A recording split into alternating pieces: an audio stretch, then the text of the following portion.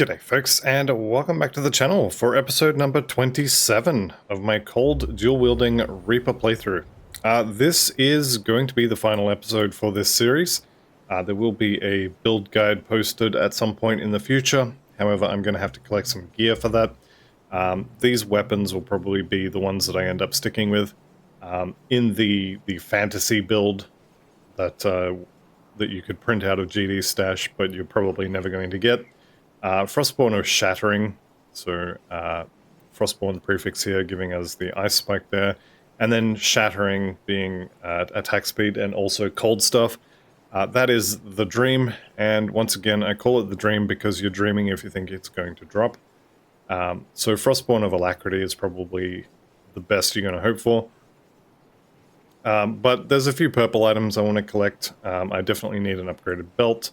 Stuff like that. So there is some farming to do, but this is going to be the final episode. So what is this episode going to be about?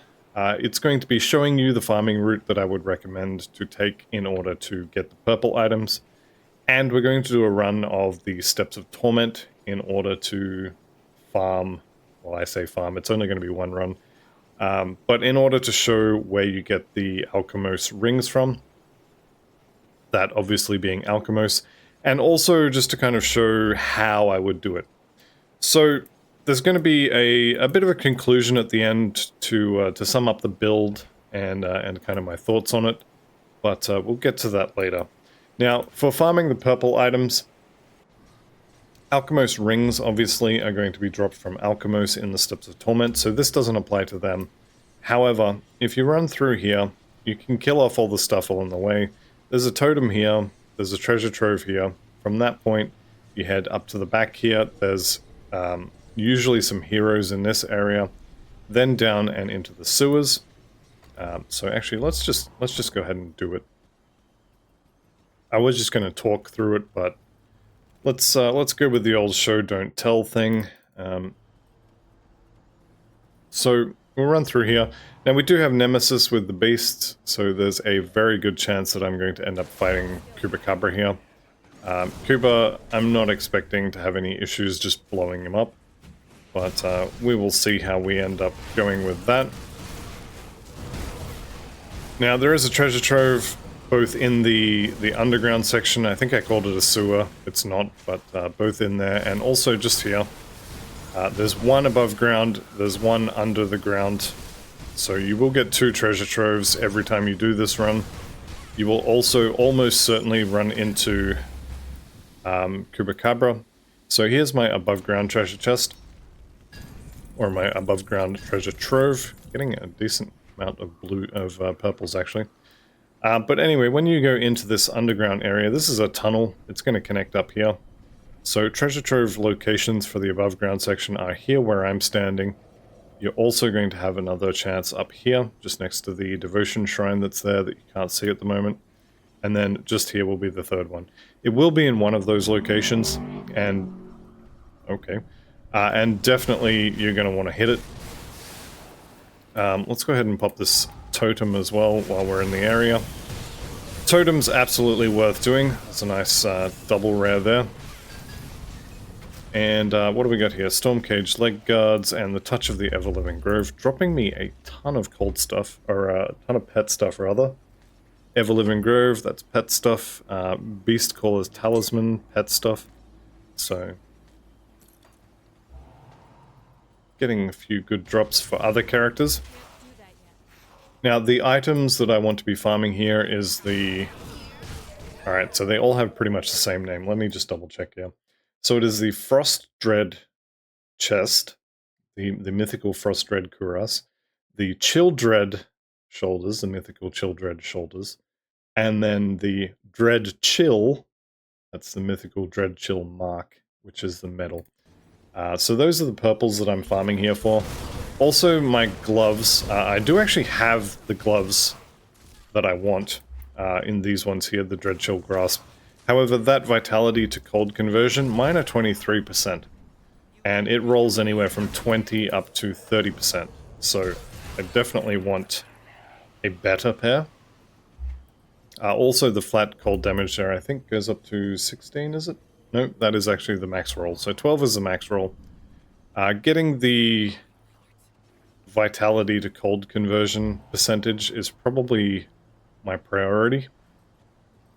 So once we get here into this tunnel, the decrepit cellar here, now it spawned me the totem, which is good, because the totem is, I think, 1 in 3. I'm actually not sure where the third location that can spawn is. The second location is in another area, and generally speaking, I don't go there. It's a lot of running for a totem, and it's just kind of not worth it. In this cellar, though, you have a chance at this totem, and you are guaranteed 1 treasure trove. Now, it could be right here, so just there. But mine is going to be pretty much right there in that little nugget of an outcropping. Alright, let's do the totem. And looks like I got wraiths and skeletal gargantuans. That's fine. Can deal with this.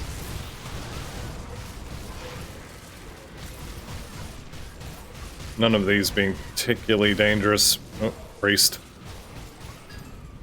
Alright, what did we drop? Cyclone. We got the fresh shard crown. None of this is things that I'm going to use, so I'll probably be turning all of that into iron bits.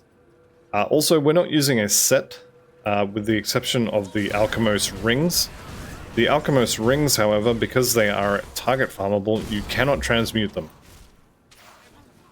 Which means transmuting for this build is not a thing. So all those iron bits that I've collected up in the course of leveling this character do not matter for getting the final gear. Normally they do. Normally you will be very happy to have 5, 6, 7 million iron bits. This is a treasure trove here. Will of the Living. Not a bad shield if you're doing Aether. But yeah, for this build, we just don't need bits. We will need some for a little bit of crafting for like components and such. But in general, we don't really need it. Okay, coming out the other side here, you want to head down to the south side of the house. I've got Pakla here, and nothing else, which is unusual. Often you'll end up with Pakla and 2, 3, 4, maybe even 5 other heroes in this area. It can be a little bit rippy at times, so just be aware of it and don't get yourself killed. Now, obviously, I've already got the treasure trove on the above ground section. Actually, I've got both of them, so normally I would bail at this point, but I'm going to show you. So this is where you have another chance at the treasure trove. Now, I'm obviously killing a bunch of these beasts in the hopes that Kubicabra is going to come out and play. If he doesn't, it's kind of fine. Totem, just here. So I got my totem here. The other locations it can be is just here where I'm standing, and then the last spot is up here. This is the other underground cellar area. This is where your totem will probably be if it's not in this section. I almost never run up here. It's a lot of running. I can just reset and go again, and potentially get another totem or another treasure trove. So I almost never run up this way. Alright, here's Ravagrad, which is an interesting name, and that's level 99. So this is going to be the last location you want to check for your treasure troves. There we go. That's the entire run. Now, like I said, you can sometimes get your totem up here. There can sometimes be a totem in here. I almost never do that. So that's the Gloomwald run.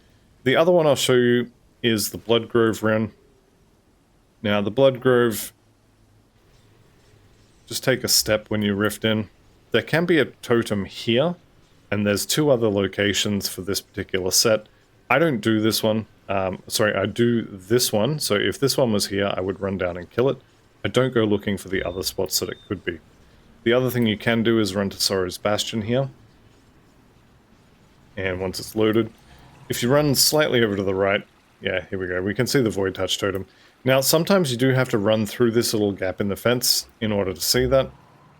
I'm not really sure exactly why. You can sometimes see it from the Rift Gate, and sometimes you have to go for a bit of a run before you see it.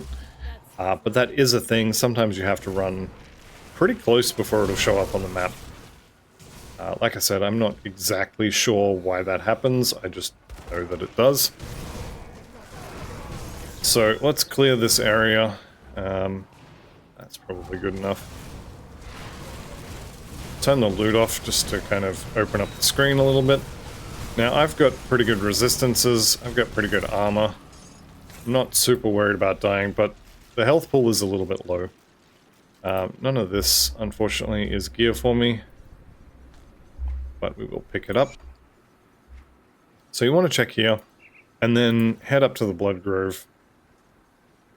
Now that one we just checked and completed. The other locations it can spawn is one behind this, you go through this little waterfall here, and two will be right here. So I know those ones are not going to be there because I already did the first one.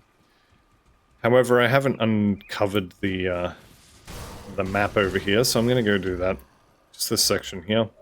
And then there is one more totem which is already showing on the map. It's unusual to be seeing it at this point, but I'll take it. So just here on this little nub sticking out here, this can be a totem.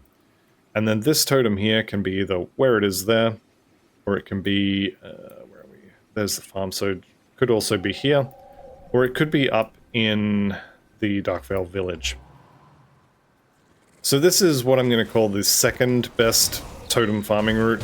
There's no treasure troves on this route unless you head up into the Darkvale village, where there is one treasure trove. I will actually show that, why not? But generally speaking, this is going to be the second best treasure trove and totem farming route.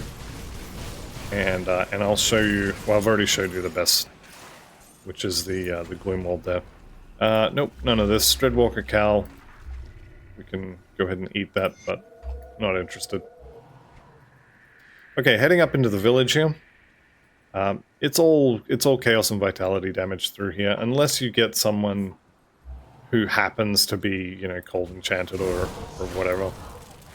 It's all vitality. There's sometimes a little bit of poison, but vitality and chaos is what you're going to be facing here. So if you happen to find an item that gives you max resistances to those, this can be a little bit safer as opposed to the Gloomwald. Gloomwald unfortunately didn't give me a Kuba spawn. So just here, this is where the totem's going to be. And actually, we're here looking for the treasure trove, because I know that totem is not going to be there. We just hit respected with Barrowhome, which, honestly, who cares?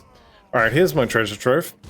You will, every single run through, there will be a dynamite here, and, I mean, there's a chance that this one's going to be here, so this could be the end of your run. If you don't need the totem, and if you get the treasure trove there, you're done. Otherwise, you can come up here, and this red circle here can have a totem on it. Your treasure trove can be in this building against this back wall here. Chthonic seals, always good to collect.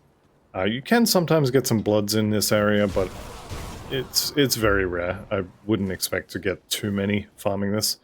The last location where you're going to find your treasure trove is in this building right here. Actually, that's a lie, sorry, there is one more. It's going to be... So just before this bridge, there is a house here, and it'll be in there. This is going to be the fourth location, the fourth and final location. And since I've come all the way up here anyway, let's go ahead and play with Zarya. There we go. Some nice pet items there. We'll pick those up to sell them. Alright, so that's the two farming routes that I recommend. Gloomwald on its own is probably the best one. And if all you care about is efficiency, probably just do Gloomwald, exit to menu, and do it again, and then exit to menu and do it again. But this does get, you know, a little bit same. So if you want to break, then the Blood Grove up to Darkvale Gate run can be quite good. There's also a few other totems that are kind of standalone. I'm not going to go through those here. You can do boss runs, so if you want to go do the Warden's Laboratory, if you run backwards through here, you'll get a bunch of Aether Crystals. You may also end up spawning Valdoran here if you have Nemesis faction with the Ethereals. And then you can run through here and kill Krieg. He will drop some good stuff. Same with Crumley as a boss, you can go and kill him. The other good one is in the Darkvale Gate. You can kill Thalnosh. Thalnosh is maybe a little dangerous, but can be good loot. Alright, with that said, let's just go back to... Let's go to Homestead. I'm going to sell all that loot. I'm not going to use any of that on this character, and I tend not to share loot. So I'm going to vendor all of this. My apologies to anyone who was looking for any of this loot.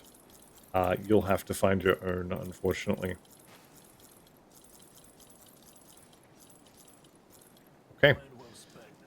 So, Steps of Torment. Let's go ahead and open the smuggler here.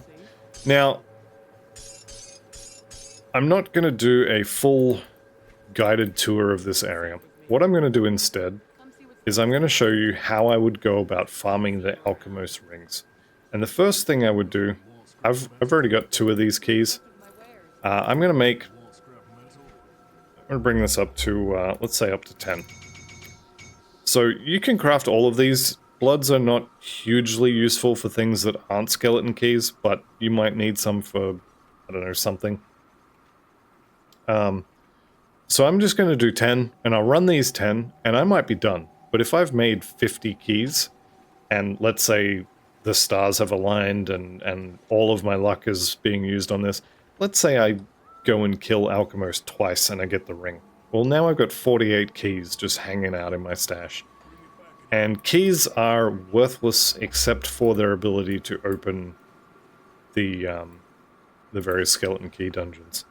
So I'm only going to make 10 at a time.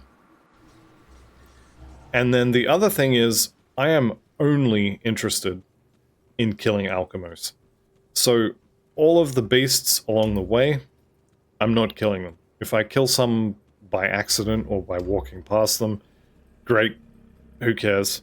If I kill some by... If I had some in the right spot, I'd be shadow striking to them. So if I kill some by doing that, hooray. I'm not here for them. And so I'm not going to stop and kill them. I'm going to run past all of them. All these ones, these heroes, don't care, not here for them. We skip them. This ancient spirit totem here, I mean, yeah, you can do it. I'm going to skip it because I'm here for the Alchemose rings, and this is not going to drop me Alchemose rings. Now, it could drop me the shoulders I want, it could drop the chest I want, it could drop the medal that I want, but for right now, I'm all about the Alchemose rings. So let's get down there and let's kill Alchemose kind of as fast as we can. So on the clock, I have 18 minutes at this point. Let's see how quickly we can get this done. So I'm looking for targets to Shadow Strike to.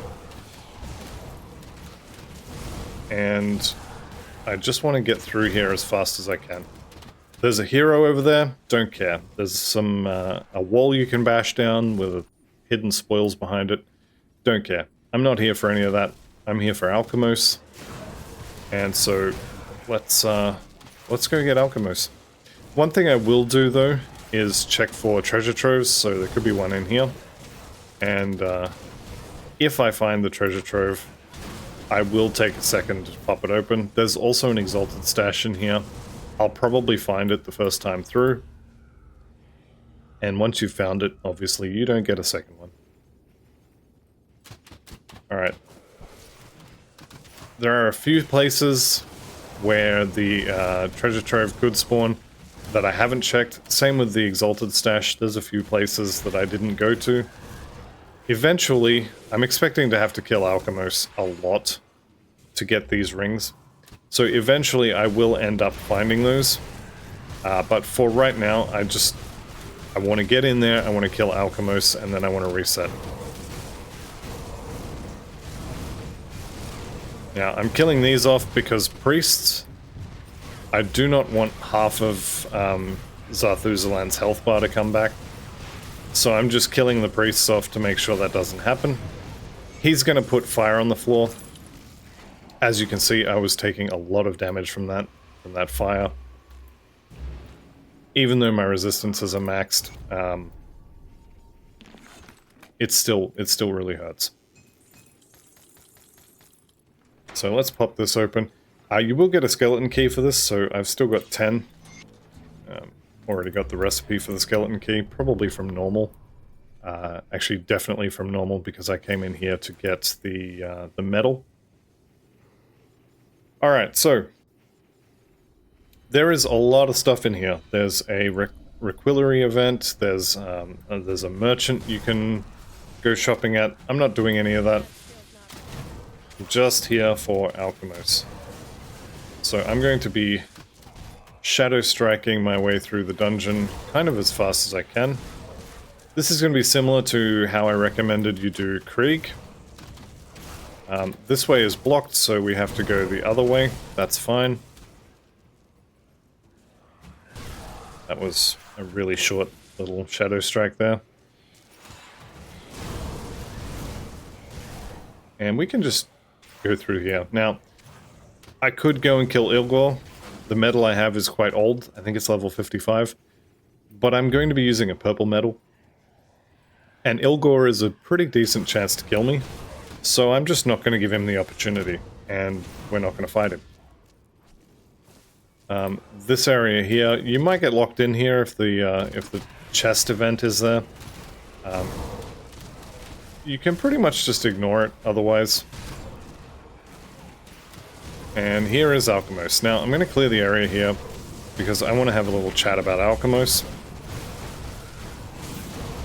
The important part here is that you kill off any priests in the area. Not the end of the world if you don't, but again, they'll stand here at the gate, and if they're in range, they'll heal Alchemos, and that's not really what you want. So, clear the area, or not, up to you. If you want to risk it, that's fine. Alchemos himself is going to put a pool of blue stuff on the ground, and this build also puts a lot of blue stuff on the ground. So, the way you tell if you're standing in blue stuff is, are you sundered? Because that blue puddle will sunder you. And I'd like to call out 295th Street again here for mentioning that in the comments of one of the previous videos. If you're sundered, you're standing in goop, so get out of the goop. The other thing he'll do is he will shadow strike to you, so maybe consider evading that, but honestly it doesn't really matter. Let's just go kill him.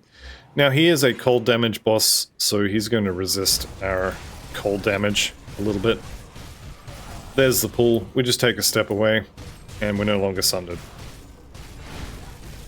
There's another pool. Step away. Is he going to shadow strike? He's not. There's another pool. Step out of the pool.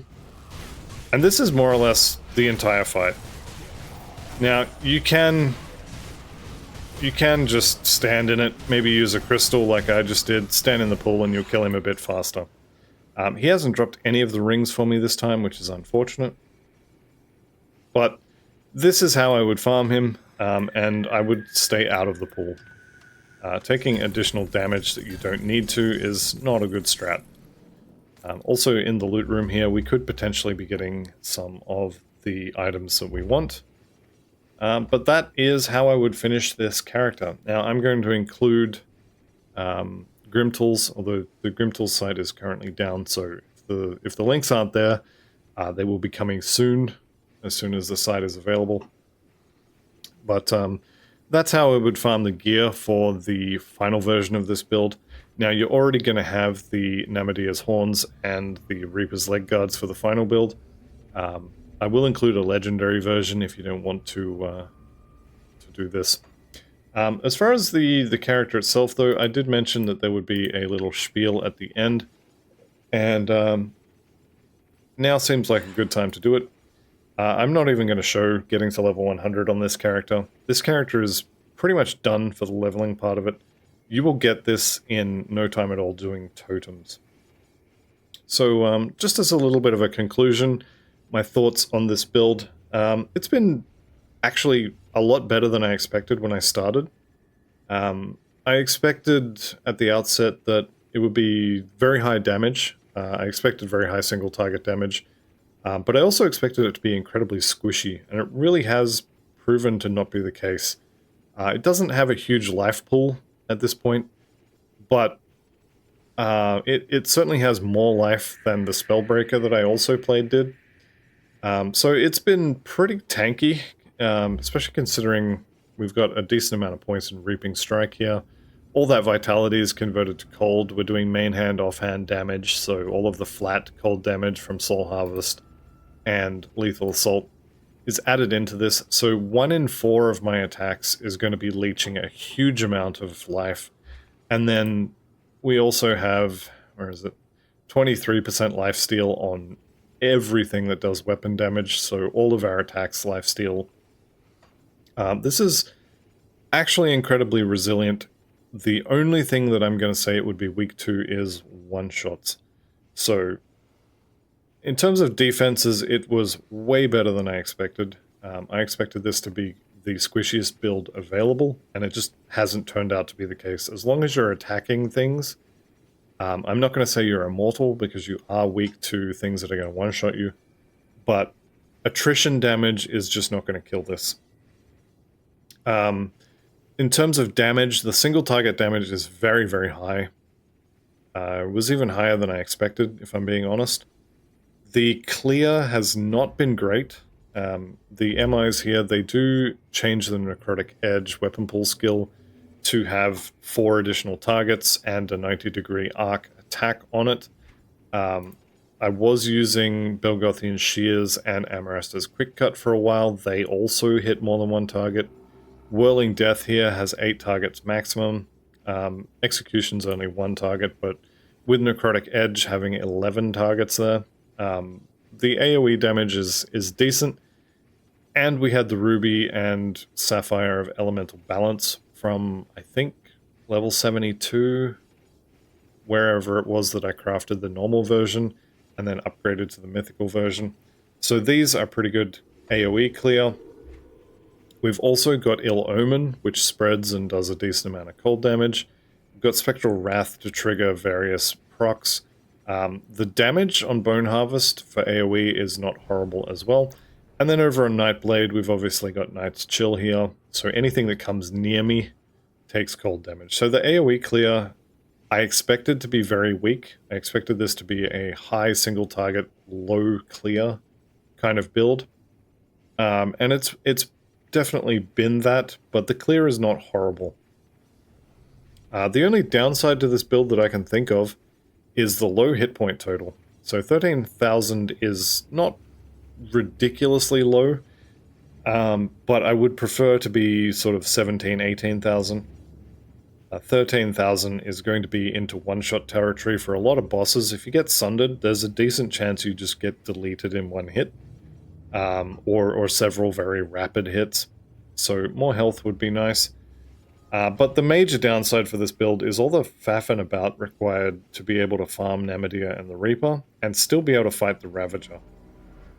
So I jumped through a lot of hoops, including farming the normal, or the veteran, Namadia and Reaper, which I would prefer to do ultimate, but I wanted to side with Barrowhome on ultimate in order to have the option to fight the Reaper.